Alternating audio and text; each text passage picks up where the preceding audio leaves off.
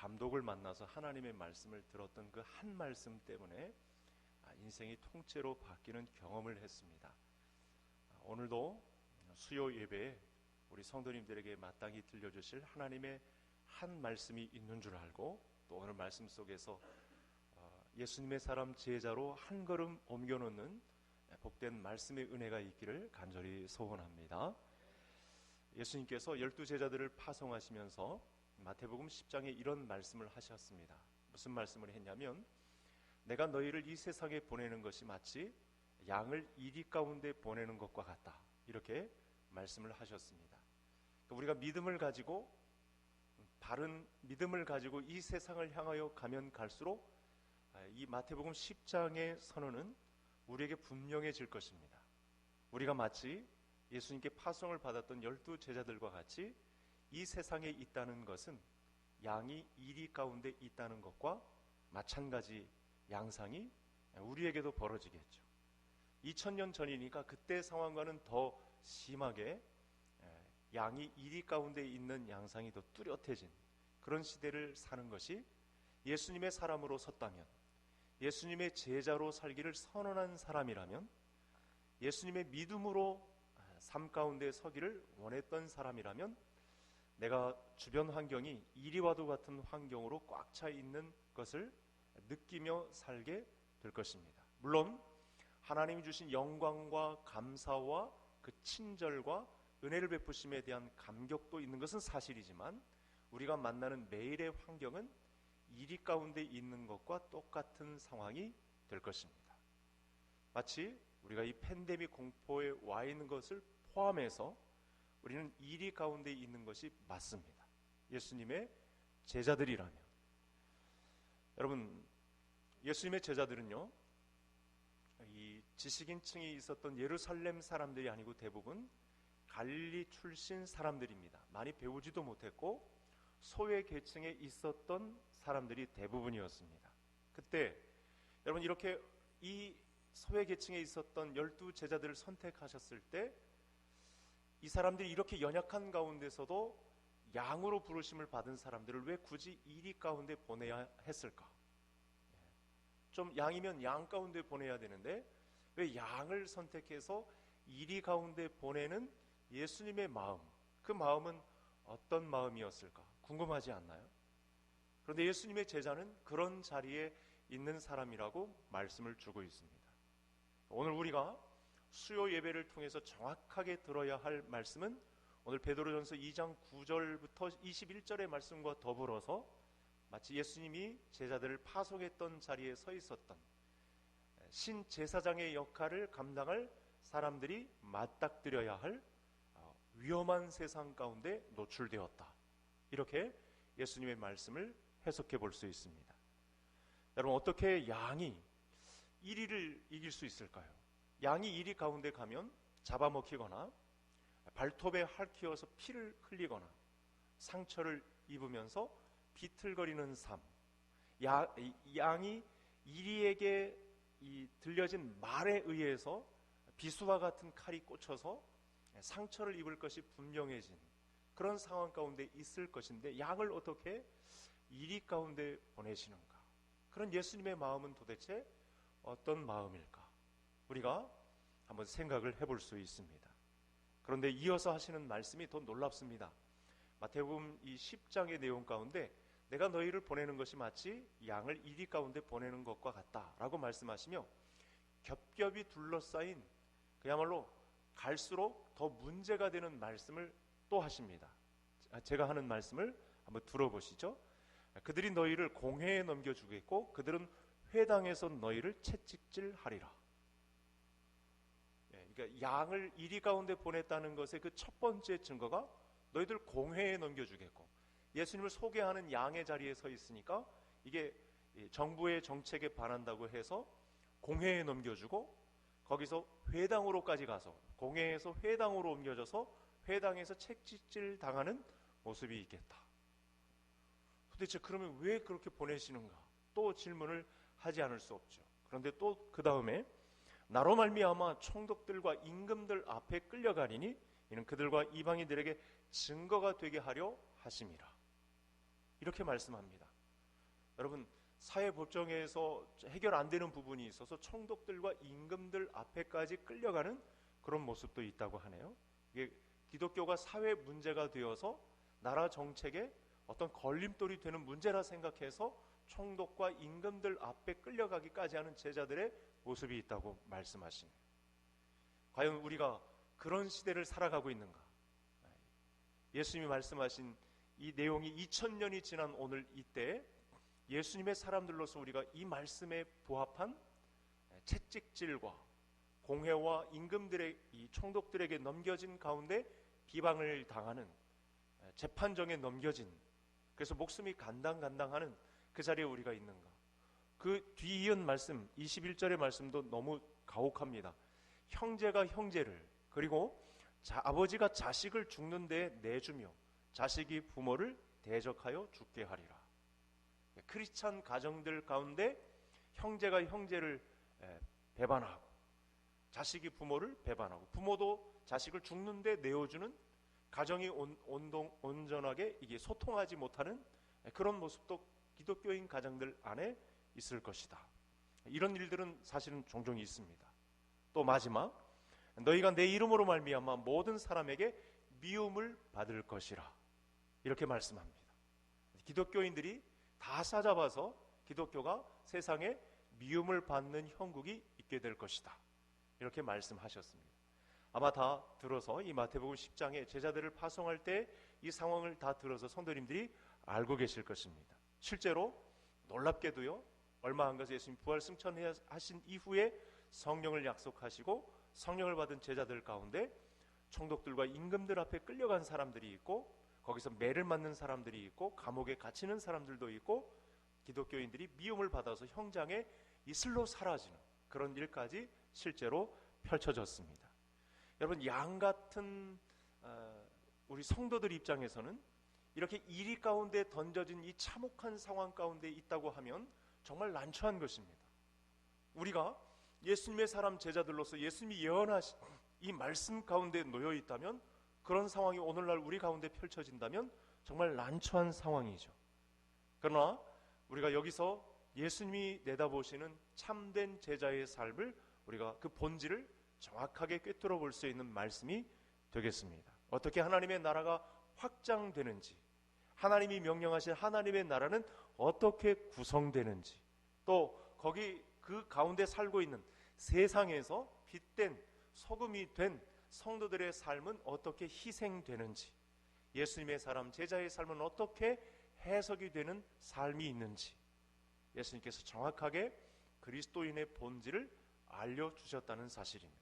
그러면 저는 분명히 확신합니다. 결론 부분까지 가진 않았지만 양을 이리 가운데 보내신 예수님의 심정을 알게 된다면 우리는 예수님의 사람 제자로서의 영광을 분명히 누리게 될 줄로 믿습니다.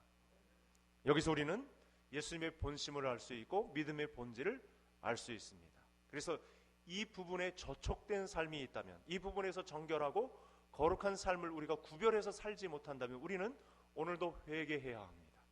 우리의 삶을 정산해야 합니다. 내가 양 가운데만 있었던 것은 아닌지, 양 가운데 양을 잡아서 제사했던 구약의 제사장들의 삶만을 고집하지는 않았는지, 아니면 왕 같은 제사장들로서 마치 왕 같은 제사장이지만 양을 이리 가운데 보냄을 받았던, 이리 가운데 이리 치이고 저리 치이고 상처받고 끌려가고 매맞고 미움을 받는 그 왕 같은 정말 특별하게 다른 그 제자의 삶 가운데 우리가 있는지 우리가 말씀을 통해서 살펴볼 일입니다. 여러분, 예수님은 자기의 사람들이 이 세상과 담쌓고 편하게 사는 삶을 절대로 원치 않으십니다. 양은 이리 가운데 있는 것을 원하십니다. 그러니까 세상과 담싸고 세상을 등지고 자기의 사람들끼리만 사는 것을 원치 않으시고, 세상 가운데로 들어가서 거기서 치이고 안달복달하고 거기서 상처받고 피도 흘리고 감옥에도 갇히고 믿지 않는 사람들에게서 가혹한 물리적인 힘에 의해서 매를 맞기도 하고 비방을 당하기도 하고, 본문 말씀에 무식한 자들에 의해서 비방을 당하기도 하는 그런 모습이 있는 자리, 내가 그 자리에 있는가 돌아보자는 말씀이 되겠습니다. 오늘날 이 시대를 살아가는 우리에게, 이 코로나19 상황을 겪고 있는 우리 믿음의 성도들에게 이럴 만한 증거가 내게 있는가? 이리가 있을 만한 곳에 내가 가 있었고, 또 하나님의 말씀대로 살다가 실패한 그런 경험이 내 자리에 있었는가? 이성적으로 이해가 되지 않고 애매한 부당한 고난을 받았던 경험이 있었는가? 미움을 받고 박해를 받고 심장에 이 양심에 호소하는 고동소리를 듣고 실제로 그와 더불어서 싸운 적이 있었는가? 또 많은 그리스도인들이 교회를 통해서 믿음 생활을 감당하다가 미움을 받으며 비방을 받으며 저 사람들은 하나의 섬을 이룬 것과 같다라고 하는 그런 오해를 받는 그런 말들이 들려지는 곳에 내가 있었는가 살펴보자는 것입니다. 여러분, 이때 마귀는 이런 전쟁을 펼치죠. 굳이 뭐 그렇게까지 할 필요가 있겠느냐, 뭐 그렇게까지 하면서 어렵게 신앙생활을 할 필요가 있겠느냐고 저와 성도님들의 귓가에 속삭일 것입니다. 뭐 이렇게 애매히 고난 당하지 말고 확실하게 챙길 것은 챙기고 떳떳하게 그야말로 모양 좋게 이길 것은 이기고 뭐 이렇게 하자고 적당히 타협하면서 좋게 살아가는 것이 낫겠다고 그런 속삭임을 분명히 받을 것입니다.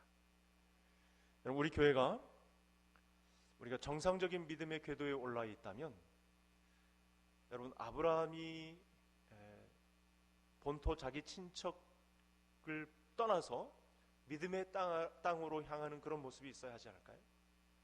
다윗이 물맷돌을 만들어서 골리앗을 쓰러뜨리는 그런 경험을 우리 경제활동 가운데 펼치는 그런 모습이 있어야 하지 않을까요? 그런 중요한 승부처에 믿음을 가지고 승부를 내미는 4명의 친구들이 중풍병자를 안아서 예수님께로 데려오는 그런 일들이, 그런 기적 같은 일들이 오늘날도 펼쳐져야 하지 않을까요? 양을 이리 가운데 보내신 예수님의 뜻이 맞다면 홍해를 걸음과 동시에 홍해가 갈라지는 경험이 오늘도 있어야 하지 않을까요? 약속하신 성령이라면 그 약속하신 성령을 사모하다가 성령을 충만하게 받는 그런 경험을 우리가 실제적으로 해야 되지 않을까요? 그런 은혜가 성도님들에게 있으시기를 바랍니다. 성경은 오늘날 이 팬데믹 공포를 겪고 있는 우리들에게 이와 같은 믿음의 시험을 분명히 하고 있다. 오늘 말씀을 들어서 성도님들에게 도전하고 싶습니다.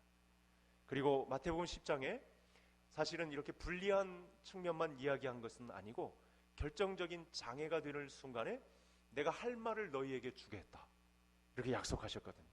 성령을 주심과 동시에 할 말을 너희에게 주겠다, 변명할 기회를 주겠다, 그리고 주님을 인정하면 나도 너희들을 내 제자라고 인정해 주겠다.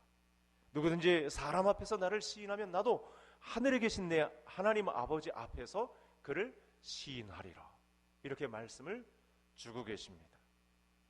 결국 양을 이리 가운데 보내겠다고 한 것은 우리들만 보내겠다고 한 것이 아니고 나도 너희들 가운데 있어서 대신 싸워주겠다, 이 말씀을 하신 것이기 때문에 우리가 좀 안도를 할 수 있습니다. 우리가 어디를 가든지 그냥 내버려 두지 않고 너희들이 이리와 싸우는 그 현장에 나도 가서 같이 싸우겠다, 거기에 신자의 영광과 감동이 있는 것이죠. 감사가 따라오는 것이죠. 여러분, 예수님의 증인들에게는 이와 같은 비밀이 있습니다. 마치 양이 이리들 가운데 보내져서 거기서 승리를 거두는 증거의 비밀들이 있다는 사실이죠. 여러분, 본래 똑똑한 사람이 똑부러진 말을 하고 본래 힘 있는 사람이 힘을 나타내어서 승리를 거둔 현장에 있었던 경험은 무슨 소용이 있겠습니까? 양이 된 사람들이 이리 같은 사람들을 이겨내고 부당한 대우를 받던, 애매한 고난을 받던 사람들이, 연약한 사람들이, 양 같은 사람들이 그 고난의 현장에 승리를 일군 비밀이 바로 피 흘린 흔적, 예수 그리스도의 흔적을 가진 사람들이 아니겠습니까? 양같이 부족하기에 하나님을 증거한 비밀이 분명히 있을 것입니다. 연약하니까 더 강하게 우리 하나님께서 붙여 주실 것입니다. 또 몸은 죽여도 능히 영혼을 죽이지 못하시는 하나님의 놀라운 능력을, 그래서 세상을 두려워하지 않고 몸과 영혼을 능히 지옥에 던질 수 있는 하나님만 두려워하면서 하나님을 경외하면서 신자가 있을 그 자리, 예수님의 사람 제자가 있을 그 자리를 끝까지 지켜낼 것입니다. 그러므로 우리는 오늘날 교회 안에만 갇혀 있으면 안 됩니다. 양이 있어야 할 곳은 이리 가운데 있어야 합니다. 세상 가운데 한복판에 있어야 합니다. 우리의 싸움의 현장은, 우리 소명의 현장은 직업 가운데, 다양한 학군 가운데, 우리의 다양한 직업 세계 가운데, 우리 노동의 수고의 현장 가운데, 경제가 돌아가는 상황 가운데, 세상에 어떻게 보면 내던져진 존재입니다. 그런데 그렇게 내던졌다라고 생각하기에는 우리 예수님께서 그곳에 함께 할 것이고 같이 싸워주셔서 영광과 감사와 감동이 있는 삶을 너에게 선물해 주겠다, 이렇게 말씀해 주신 것이란 사실입니다. 이것이 바로 오늘 우리가 살펴보고자 하는 왕같은 제사장의 비밀이 되겠습니다. 자, 오늘 본문 말씀 9절 제가 읽고 성도님들이 10절 다시 한번 읽어주시겠습니다. 그러나 너희는 택하신 족속이요 왕같은 제사장들이요 거룩한 나라요 그의 소유가 된 백성이니 이는 너희를 어두운 데서 불러내어 그의 기이한 빛에 들어가게 하시니 아름다운 덕을 선포하게 하려 하심이라.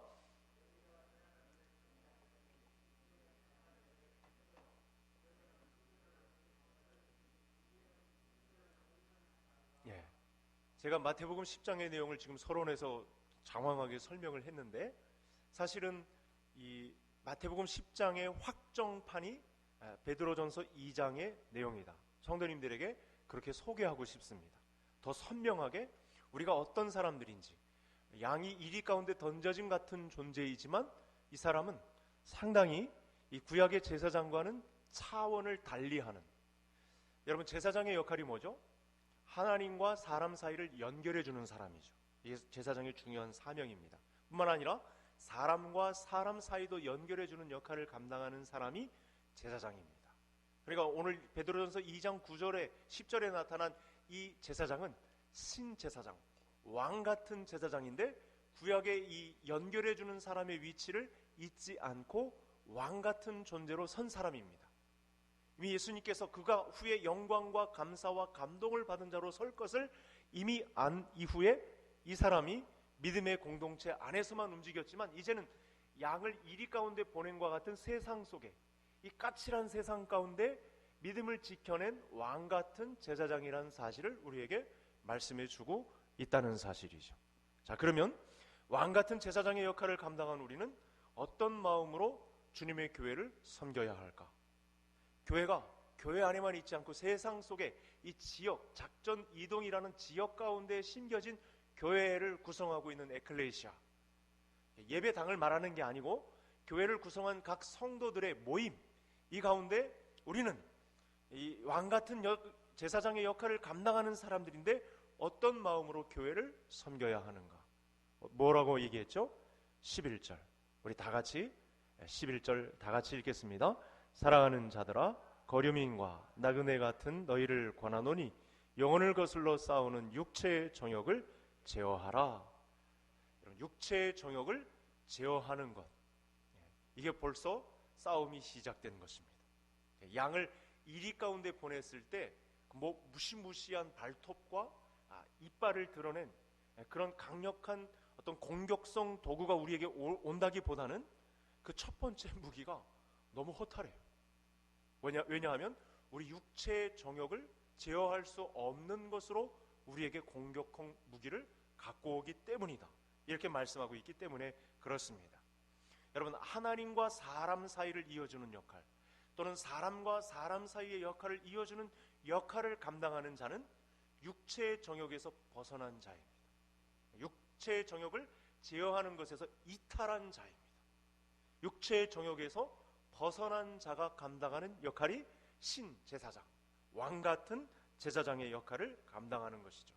여러분, 육체의 정욕을 제어하지 못한 자의 대표적인 습성이 뭐냐면 자기 배만 위하는 것입니다.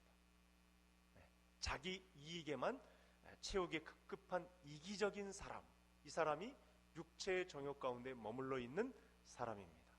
그러니까 육체의 정욕을 가지고서는 왕 같은 제사장의 역할을 감당할 수 없어요. 왜냐하면 자기만 위하기 때문에 하나님도 보이지 않고 이웃이 보이지 않습니다. 제사장의 역할은 하나님과 사람 사이를 이어주는, 거기에 희생이 따라야 하는 사람이 제사장인데, 자기 배만 채우기에 급급하니까 하나님도 안 보이고 두 주인을 섬기게 되고 이웃도 보이지 않게 되는 것이죠. 그래서 여러분, 왕 같은 제사장은 육체의 정욕을 제어하는 사람이라는 것입니다. 여러분, 우리나라가 중요한 요직이나 대통령이나 중요 관직에 오르게 되면 자기 배 채우는 것에 대한 폭로가 이어진 그런 정치 역사가, 경제 역사가 얼마나 많은지 몰라요. 여러분, 심지어 대통령들 가운데도 이 자기 배 채우려다가, 우리 서민들로서는 상상할 수 없는 수천억의 배를 채우려다가 감옥 가 있는 사람도 있고, 그죠? 그 영역을 씻지 못해가지고 부끄러움 가운데 있는 사람들이 얼마나 많습니까? 그 밑에 중요 관직에 올라와 있던 정치인들 얼마나 많은 구설수에 올라와 있습니까? 또 중요 관직을 차지하려고 청문회에 서면 먼지 털어서 안 나올 사람이 없다고, 왜 그렇게 많은 땅과 집과 재산을 그렇게 많이 갖고 있는지, 그걸 채우기 위해서 얼마나 많은 헛수고를 했는지 다 드러나는 그런 상황이지 않습니까? 그래서 성경 말씀은 사람들의 비위를 맞추고 자기 배만 위하는 지도자가 아니라 하나님의 뜻을 확실하게 가르쳐서 백성을 살리는, 하나님과 연결해주고 백성과 백성 사이를 연결해주는, 자기 배만 위하는 사람이 아닌 하나님을 생각하고 사람을 생각하고, 그러니까 자기 작은 이익 앞에 이 사명을 망각하는 자는 절대로 왕 같은 제사장의 역할을 감당할 수 없다. 여러분, 이 부분에 이 코로나19 형국 가운데 이 애통이 없는 것에 관해서, 이 부분에 대해서 배 아파한 것에 대해서 전혀 없는 경험이 있다면 우리 성도님들 꼭 회개하시기를 바랍니다. 우린 세상 속에 내던져진 양 같은 존재입니다. 자기 배를 채우지 않기 위해서 고군분투한 흔적이 지금 내게 있는가? 이 질문을 성경이 우리 첫 번째 우리에게 하고 계십니다. 여러분, 누군가의 피 흘림, 관리들 앞에서 이 능욕을 당한 경험이 없이는 교회 판도에 변화를 줄 수가 없다. 교회로 모인 에클레시아의 진정한 부흥을 일으킬 수 있는 사람은 육체의 정욕을 제어한 사람이다. 이거 반드시 양심의 위해가 가하는 거예요. 이렇게 하면 그리스도인의 삶이 아니야, 나는 예수님의 사람 제자가 될 수가 없어, 이런 고민과 갈등을 불러일으킨 경험이 없다면 사실은 하나님의 사명에서 제외된 사람이라는 것이죠. 여러분, 물론 이런 일을 할 때 세상이 몰라줄 수 있습니다. 그러나 여기에 육체의 정욕을 제어하는 것에 하나님의 관심이, 가장 깊은 관심이 머물러 있다는 사실을 아시는 우리 성도님들 되시기를 바랍니다. 누구든지 우리가 하나님과 백성 사이를 연결해 줄 수 있는 필요의 자리에 우리가 서 있어야 하고, 또 미움을 받고 채찍질 당하는 순간이 오더라도 우리가 하나님과 백성 사이를 변화를 줄 수 있는 자리에 내가 희생되는 그 왕 같은 자리에 우리를 세워주셨다는 사실 절대 잊지 않고, 여러분, 코로나19 형국 가운데 하나님이 뜻을 두신 데는 바로 이런 뜻이, 이런 믿음의 본질이 반드시 숨어 있다는 사실을 알고 그 변화 가운데 발걸음을 한 발자국 옮겨놓는, 상처가 있고 미움을 당하고 채찍질 맞고 관정에 넘겨지는 억울함이 있더라도 그 자리를 절대로 잊지 않는 우리 성도님들 되시기를 바랍니다. 12절 말씀, 이제 마지막 말씀인데 같이 읽겠습니다. 너희가 이방인 중에서 행실을 선하게 가져 너희를 악행한다고 비방하는 자들로 하여금 너희 선한 일을 보고 오시는 날에 하나님께 영광을 돌리게 하려 함이라. 그러니까 오늘 본문은요 11절과 12절로 나누어졌다고 볼 수 있습니다. 성경은 이런 본문이 굉장히 많습니다. 한 절에 한 뜻을 두고 나머지 한 절에 그 나머지의 모든 말씀을 이 한 군데에 한 말씀이 바로 12절 말씀이죠. 이게 무슨 말씀이냐면 왕 같은 제사장은 행실을 선하게 가져야 한다 라고 말씀합니다. 그리고 마지막 21절까지 이 말씀을 다 부연 설명하는 말씀으로 구성되어 있습니다. 지난 사도행전 말씀도 똑같은 말씀이었죠.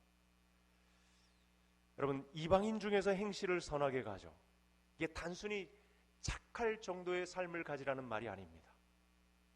착하고 순하게 살라라고 하는 말이 아닙니다. 이것은 이방인들과 거류민들, 또 믿지 않는 사람들에게 하나님의 사람이 갖는 감동입니다. 그런 착하고 이방인 중에 행실을 선하게 갖는다는 것은 이방인들에게 감동을 주는 삶, 바로 이것을 이야기하는 것이죠. 그러니까 한참은 굉장히 높은 말씀입니다. 그러니까 왕 같은 제사장은 자기의 몸을 통해서 다른 사람에게 감동을 주는 몸의 배출이 있어야 합니다.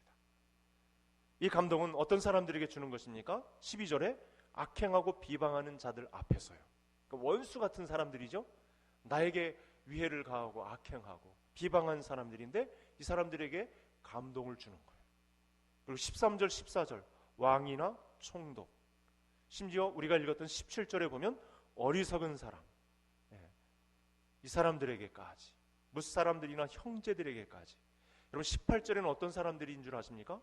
까다로운 주인들, 이 사람들에게까지. 그러니까 내가 종으로서 경제 활동을 해 나가는 그 까다로운 주인 앞에서조차 내가 감동을 줄 수 있는 사람으로 서 있으라, 이렇게 말씀을 주고 있습니다. 여러분, 감동을 주는 삶, 어떤 삶일까요? 근데 감동을 주는 삶은 사실은 거창한 삶에 있지 않습니다. 커다란 죽음을 던지면서까지 하는 그런 데 감동이 있지는 않습니다. 여러분, 아무리 자존심이 상해도 하나님 나라의 질서를 안고 가면 거기에 감동이 있을 줄로 믿습니다. 하나님의 말씀을 차근차근히 한 걸음을 떼어놓는 그 현장에 사실은 감동이 있습니다. 이것을 하나님 나라의 질서입니다. 하나님이 우리 믿음의 주권자이시고 내가 그에 대한 책임을 가진 자의 삶을 질서 있게 살아가면 사실은 거기 한 발자국 한 발자국마다 하나님은 감동의 삶을 우리에게 분명히 허락해 주실 것입니다. 여러분, 나보다 어른들에게도 잘하고요, 아랫사람들에게도 잘하는 거죠. 세상은 나보다 강한 자 앞에서는 약하게 보이고 나보다 약한 자 앞에서는 강하게 보이려고 하는 것이 세상의 습성입니다. 그런데 믿음의 사람이 직장에 취직했다 그러면 상관에게도 잘하지만 아랫사람들에게도 똑같이 잘하는 하나님 나라의 질서를 가지고 승부하는 사람이라는 것입니다. 나보다 약해 보인다고 무시하면 안 되고 오히려 약해도 그 사람을 존중하는 사람. 여러분, 이런 증거는 가정에서 나타납니다. 가정 안에 아내도 존중하지 못하는데 어떻게 다른 사람들을 감동해 줄 수 있는 사람이 되겠습니까? 남편도 존중하지 못하는데 어떻게 다른 사람들을 존중할 수 있는 사람이 될 수 있겠습니까? 하나님 나라의 질서는 높은 데 있는 사람이나 나보다 낮은 데 있는 사람이나 하나님 나라의 질서로 공평하게 존중하는 사람입니다. 여러분, 의외로 교회에서 이 열정적인 신앙생활을 하는 분들이요, 가정 안에서는 축복의 통로로 작용하지 못하는 분들이 굉장히 많습니다. 윽박지르고 강요만 하지 이게 자녀들에게까지 감동을 주는 사람은 드문 경우가 굉장히 많아요. 하나님 나라의 질서를 따르지 않기 때문에 이런 작은 감동조차 가정 안에서 일어나지 않는 형국을 보입니다. 그래서 믿는 사람들이 오히려 더 자식들에게 꼰대라는 소리를 더 많이 듣게 되는 것이죠. 여러분, 노아의 가정이 다 방주에 들어간 것은 노아가 당대에 완전한 자의 하나님 나라의 질서를 갖고 있었기 때문에 그렇습니다. 여러분, 자식들이라도 이 결정적인 순간에 방주에 들어가자고 누가 들어가나요? 며느리들이 요즘 같으면 방주 들어가자고 시아버지가 그렇게 말해도 들어가는 며느리가 누가 있겠습니까? 그런데 8식구가 다 함께 다 들어갔습니다. 아브라함도 마찬가지입니다. 여러분, 어느 청년이 나무찜 지고 재물도 없는데 산에 올라가서 제사를 드리고자 하면 어느 청년이 요즘 같은 때에 비상한 머리를 가지고 있는 친구들이 아버지의 말을 누가 따르겠습니까? 그런 하나님 나라의 질서를 아버지가 가정에서 보여주었기 때문에 이삭이 순종하여 따르는 감동이 있었던 것이죠. 여러분, 성도는 교회에서만이 아니라 내가 서 있는 곳, 그게 직장이든지 어느 현장이든지 하나님 나라의 질서를 보여주는 사람입니다. 그게 뭐냐면 생명을 존중히 여기는 질서를 갖고 있는 사람의 삶의 태도이죠. 그래서 우리는 어느 곳에 있든지 있는 곳에서 희생하며 감동을 주는 사람, 선한 행실을 이방인에게까지 보여 원수와 같은 사람, 까다로운 주인에게까지 하나님 나라의 질서를 보여주는 사람이 되어야 하겠습니다. 우리가 사는 작전 이동 인근에 우리 성도님들도 확인하셨겠습니다만 벽보나 또 아파트 게시판이나 또 뭐 빌라 게시판 이런 것에 우리 교회 전도지나 주보가 붙어 있는 것을 보셨을 것입니다. 심지어 차에까지 이렇게 광고를 하는 그런 모습을 볼 것입니다. 그런데 여러분, 이런 광고지 주보를 통해서 오는 사람들은 대부분 기신자일 가능성이 높아요. 교회를 소개받고 오는 경우죠. 여러분, 오늘 말씀을 통해서 그야말로 생판 예수님을 모르던 사람이 내가 양을 이리 가운데 보내서 거기서 이리 치이고 저리 치이고 고통을 당해서 얻는 그 희생의 삶을 통해 새 신자가, 생판 예수님을 모르던 사람이 우리 주님께로 달려오는, 우리 교회로 오게 되는 그런 은혜가 있는 교회를 이루시기를 바랍니다. 오늘 왕같은 제사장의 역할이, 하나님과 사람을 연결시켜주는 역할이 바로 이 모습을 닮아 있다고 보시면 정확하겠습니다. 그래서 자기 배만 위하는 육체의 정욕을 제어해야 하고, 또 행실을 선하게 가지는 희생의 감동을 가지고 원수 같은 사람에게까지 감동을 전달해 줄 수 있는 이 사람이 바로 양을 이리 가운데 보낸과 같도다 한 사람의 특징이 되겠습니다. 한평생 살아도 어떻게 자기 배만 위하다 가는 인생이 될 수 있겠습니까? 우리는 거룩하신 하나님의 사명을 가지고 이 땅에 왕같은 제사장들로 보냄을 받은 사람인데, 실체를 알고 나면 무섭습니다. 양을 이리 가운데 보낸 것과 같기 때문입니다. 애매히 고난을 당하고 환난과 핍박이 있는데 미리 말씀하셨습니다. 내가 함께할 것이고 영광과 감사와 감격이 있는 삶을 너에게 분명히 안겨주겠다 하신 성령의 약속이 있습니다. 이 길을 외로운 것 같아도, 피해를 겪는 것 같아도, 지금의 삶이 고통스러운 것 같아도, 모든 인생의 삶의 막이 다 끝난 것 같아도 이 길을 하나님의 질서대로 그대로 걸어서 하나님의 영광과 감사와 감격이 있는 삶을 선물 받는 우리 모든 성도님들 되시기를 주의 이름으로 축복합니다. 하나님 아버지, 감사합니다. 오늘도 성경 말씀에 적힌 작은 역할, 하나님과 사람 사이를 연결하는 나 자신이 양인 줄 알고 이 사람 사이를 연결하는 역할을 자청하는 우리 왕같은 제사장의 감동이 배어나오는 인생을 살 수 있도록 오늘도 이 연결자의 은혜가 오늘 밤 참여한 모든 성도님들에게 임할 수 있도록 성령이여 우리를 붙잡아 주옵소서. 오늘도 이와 같은 하나님의 사람들이 하나님의 질서를 가지고 승부하기에 우리 개성공동체에 허락하신 하나님의 감동의 이야기가 흘러나오는 믿음의 교회로 우뚝 설 수 있도록 우리 개성교회를 믿음으로 붙잡아 주옵소서. 예수님의 이름으로 기도하옵나이다. 아멘.